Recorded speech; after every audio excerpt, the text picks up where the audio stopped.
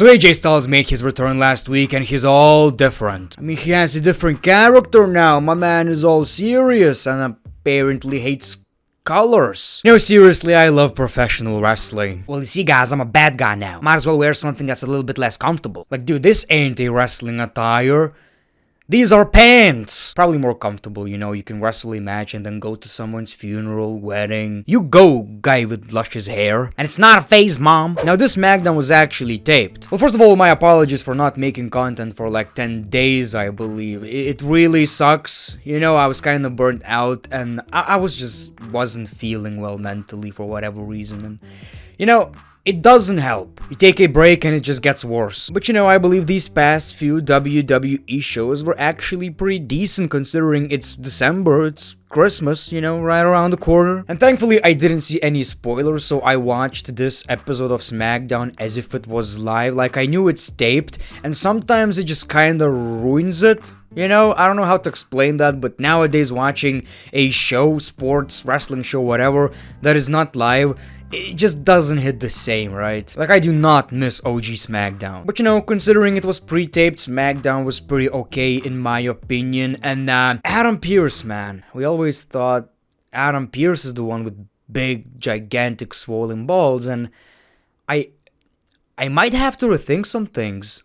You know, I might have to reconsider some things. Nick Aldis, I gotta say, Nick Aldis is kinda backing. I mean, the guy was not scared of Roman Reigns at all. So we'll talk about SmackDown in a second, but of course, before we do that, a word from our sponsor. This video is sponsored by Wrestling GM, where you can actually prove that you can book it better. Wrestling GM is the best wrestling simulation game in the world. The only game where you can be a business owner, TV show writer, and universe creator at the same time. Pick who fights, who becomes champion, manage each wrestler's career, write your own storylines and feuds, and even create your own wrestlers and companies. Find out why 250k plus players continually keep playing Wrestling GM. The game is very deep and the opportunities to play it are endless. It is the perfect mix of creativity and strategy. You can control and create all the outcomes within the game. I also played this game before on my channel. The playlist of Wrestling GM series is in the description below. Wrestling GM is available on all iOS and Android devices, and there's a link to download the game in the description below. Welcome back to the channel, welcome back to greatness of SmackDown. Why don't we just jump into it? The show kicks off with AJ Styles in all black. It's not a phase, mom. Ladies, pay attention to me. I'm a mysterious boy. Okay, all jokes aside, it's a good look. Okay, I like it. I think we've seen something like that in TNA. Gotta be honest though, I always preferred AJ Styles as a babyface, so we're gonna see how that works. He says both Randy Orton and LA Knight want matches against Roman Reigns, and he doesn't blame either one of them. With that being said, he doesn't give a damn about them. He's number one when it comes to getting his hands on Roman Reigns, and he wants to do so at the Royal Rumble. We see LA Knight. LA Knight wants the same thing. We see Randy Orton. Guess what? Randy Orton wants Roman Reigns at the Royal Rumble too. We see Nick Aldis. God, just looks like a wrestler. I know he is, by the way. I get that, but he's a general manager, but it almost seems like he could beat most of the guys on the roster, right? And he makes it official. In 2 weeks, we're getting SmackDown New Year's Revolution special. That was certainly unexpected. And we're going to see a triple threat match to determine the number one contender for the WWE Undisputed Championship match at the Royal Rumble. LA Knight, AJ Styles, Randy Orton, which does sound really, really cool. I can't wait to see the match, and I'm sure Randy Orton is winning this one. But you know, when it comes to Nick Aldis, man, like I've said, ooh, my man is just... Ooh, Roman Reigns wants Nick Aldis in his office. Roman Reigns feels like it's a good idea, but next time, please run it through me first. That's what Adam Pearce used to do. Nick Aldis lets Roman Reigns know that he's a professional, no personal feelings involved, and he basically insinuated that Adam Pearce was a pushover. I'm a general manager. I run this place now. I'm looking forward to our conversations in the future. Dude, might as well sit like this. Can't believe this guy. I mean, now if they'll decide to make Nick Aldis into a wrestler, I'm gonna buy it. You know, yes, he ate that one RKO, but My man is a savage. Holiday Havoc, ladies and gentlemen. 8 women tag team match. So, you get the idea. It's pretty goofy. It's Christmas, for God's sakes, you know. It always happens. We need that type of shit in wrestling. I understand. We also saw Dawn and Fire. So, Bianca Belair shot Zelina Vega and Michin won the match. Is she still called Michin, by the way?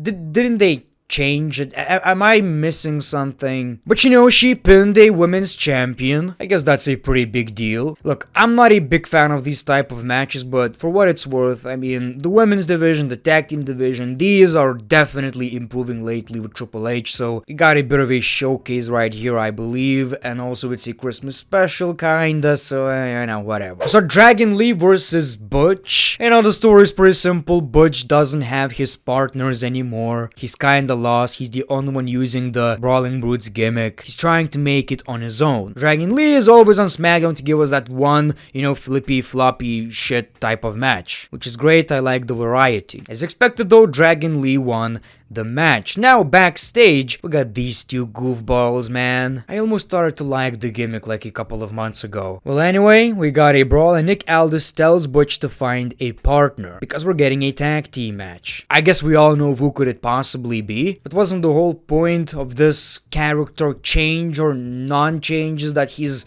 trying to be a singles competitor? We got another cool match. Obviously, United States Championship Tournament. Carmelo Hayes versus Kevin Owens. Really good showcase match for Carmelo Hayes, who's from NXT, of course. Pretty decent match, but, you know, obviously a very predictable ending. Kevin Owens ended up winning the match, but we got that show of respect. Hey, good job, pal. Shake my hand. Can't wait to kick your ass next time. It's funny because we also got Bobby Lashley versus Santos Escobar. Two heels, which is kinda interesting. Santos Escobar won with the help of Humberto Carrillo and Angel Garza were back on the main roster. Love to see it. And then Logan Paul already talked about Kevin Owens versus Santos Escobar in a very well edited video package promo type of thingy. I guess the explanation is he saw the show or saw the results when it was taped and then they edited, because you know nobody is editing that fast, man. I've been in this